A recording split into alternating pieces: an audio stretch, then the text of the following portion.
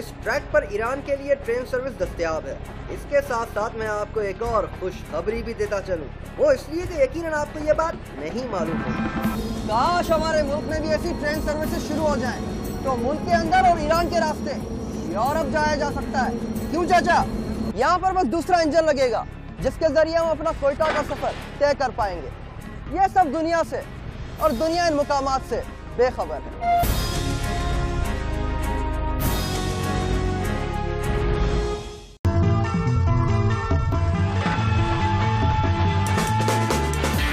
अब तैयार हो जाइए वो मनाजिर देखने के लिए जिनका मैं खुद बेसब्री से इंतजार कर रहा हूँ।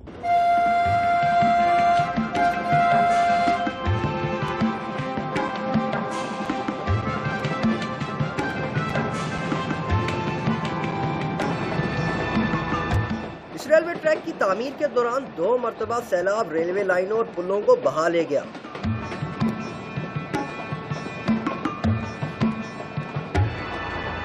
मुस्तकबिल में ऐसे मुमकिन हादसे से बचने के लिए रेलवे लाइन को ऊंचे रास्ते पे बिछाया गया।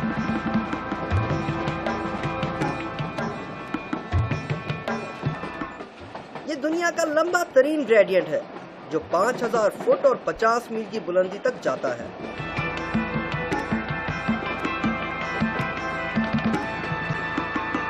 बोलान रेलवे लाइन पर 20 सुरंगें और 368 पुल हैं।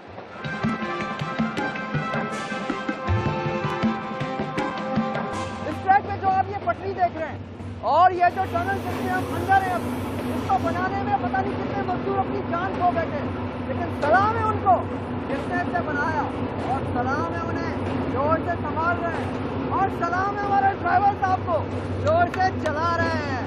सलाम।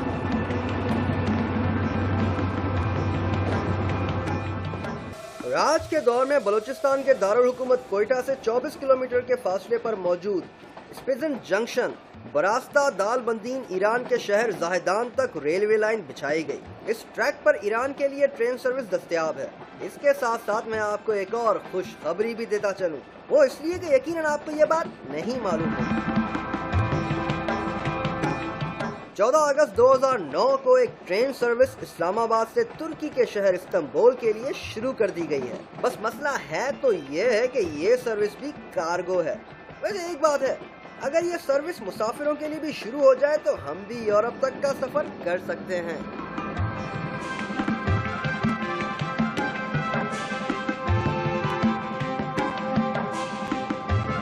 ये आवे गम स्टेशन। ये खूबसूरत नज़ारे मेरे साथ साथ आपका भी इंतजार कर रहे थे। यहाँ पर बस दूसरा इंजन लगेगा जिसके जरिए हम अपना कोयटा का सफर तय कर पाएंगे। ये सब दुनिया से और दुनिया इन मुकामात से बेखबर है।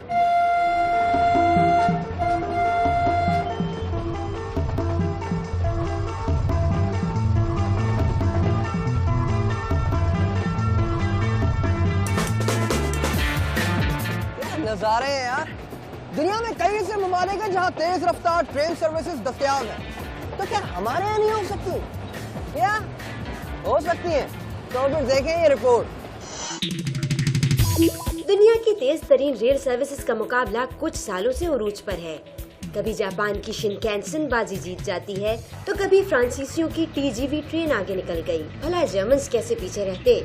इनके पास TR-07 जो है। खैर, फिर हुआ यूं कि अचानक सन 2010 में चीन हमारा दोस्त न जाने क्यों इस मैदान में कूद पड़ा और सब पर बाजी ले गया। CRH-2 नामी इस चीनी रेलगाड़ी ने सबको पीछे छोड़ दिया। इस रेल ने वुहान से ग्वांगझू के दरमियान 1100 किलोमीटर का फासला सिर्फ 2 घंटे 45 मिनट में तय कर लिया और यूं पटरी पर इंसान की रफ्तार ने एक नई तारीख रकम कर दी। इस ट्रेन के इफ्तिताह के बाद चीन में हवाई जहाज के टिकटों के किराए में काफी कमी आई है। अजीब बात यह है कि पाकिस्तान रेलवेज के लिए चीन के तैयार करदा ट्रेन्स भी अपनी मुकर्ररा रफ्तार तक नहीं पहुंच पाती। पुरानी पटरियों पर यही हो सकता है भाई। फिर वही काश आ जाता है, पर हम तो बोलेंगे काश हमारे मुल्क में भी ऐसी ट्रेन सर्विसेज शुरू हो जाएं, तो मुल्क के अंदर और ईरान के रास्ते यूरोप जाया जा सकता है। क्यों चाचा? काश। और अगर ये सब कुछ हो जाए तो ये क्यों नहीं हो सकता कि हिंदुस्तान के रास्ते फारिस जाया जाए और शारा रेशम के साथ साथ पटरी बिछाकर चीन की सैर की जाए और मशहूर होंगी दुनिया भर में हमारी बातें और सौगातें, जैसे मुल्तान का सोन हलवा, लाहौरी चरगा, शिकारपुर का अचार और कराची की निहारी, पेशावर का चपली कबाब। हाय हाय हाय।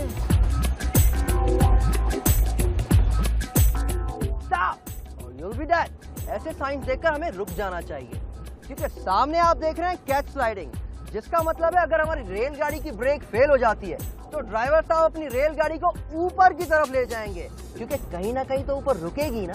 तो हुआ ना आपकी मालूमात में इजाफा।